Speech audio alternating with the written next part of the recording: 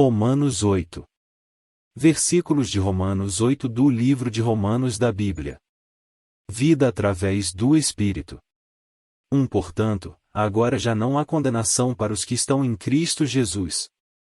2. Porque por meio de Cristo Jesus a lei do Espírito de vida me libertou da lei do pecado e da morte. 3. Porque, aquilo que a lei fora incapaz de fazer por estar enfraquecida pela carne, Deus o fez, enviando seu próprio Filho, à semelhança do homem pecador, como oferta pelo pecado. E assim condenou o pecado na carne. 4. A fim de que as justas exigências da lei fossem plenamente satisfeitas em nós, que não vivemos segundo a carne, mas segundo o Espírito. 5. Quem vive segundo a carne tem a mente voltada para o que a carne deseja, mas quem vive de acordo com o Espírito tem a mente voltada para o que o Espírito deseja. 6. A mentalidade da carne é morte, mas a mentalidade do Espírito é vida e paz.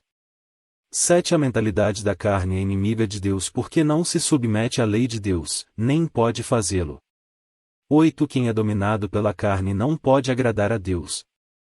9. Entretanto, vocês não estão sob o domínio da carne, mas do Espírito, se de fato o Espírito de Deus habita em vocês.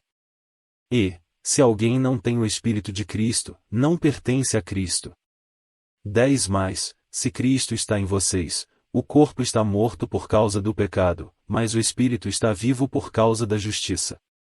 11. Se o Espírito daquele que ressuscitou Jesus dentre os mortos habita em vocês, aquele que ressuscitou a Cristo dentre os mortos também dará vida a seus corpos mortais, por meio do seu Espírito, que habita em vocês. 12. Portanto, irmãos, estamos em dívida, não para com a carne, para vivermos sujeitos a ela. 13. Pois, se vocês viverem de acordo com a carne, morrerão, mas, se pelo Espírito fizerem morrer os atos do corpo, viverão. 14. Porque todos os que são guiados pelo Espírito de Deus são filhos de Deus. 15. Pois vocês não receberam um espírito que os escravize para novamente temerem, mas receberam um espírito que os torna filhos por adoção, por meio do qual clamamos, Abba, Pai. 16. O próprio Espírito testemunha ao nosso espírito que somos filhos de Deus. 17. Se somos filhos, então somos herdeiros, herdeiros de Deus e co-herdeiros com Cristo, se de fato participamos dos seus sofrimentos, para que também participemos da sua glória. A glória futura. 18. Considero que os nossos sofrimentos atuais não podem ser comparados com a glória que em nós será revelada.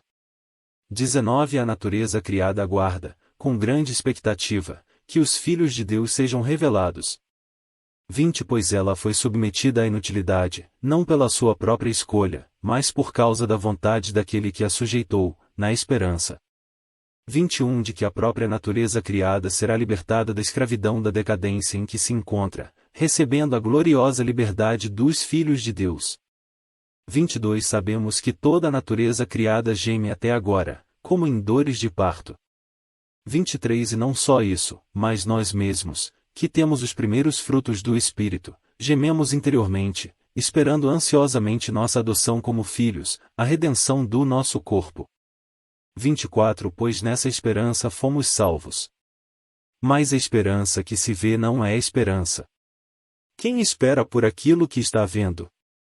25. Mas, se esperamos o que ainda não vemos, aguardamo-lo pacientemente.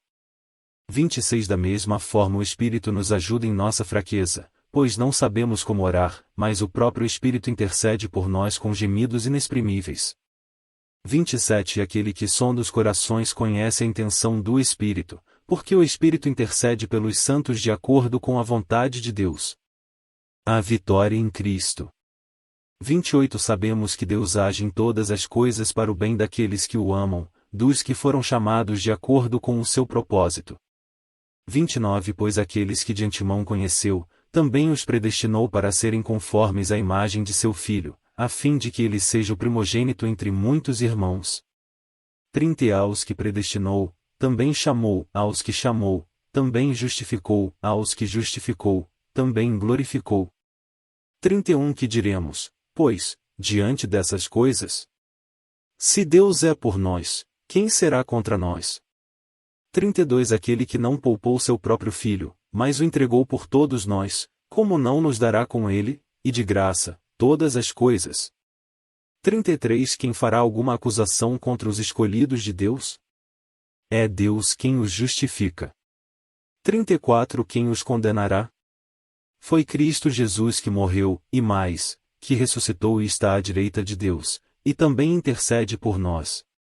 35 Quem nos separará do amor de Cristo? Será tribulação, ou angústia, ou perseguição, ou fome, ou nudez, ou perigo, ou espada.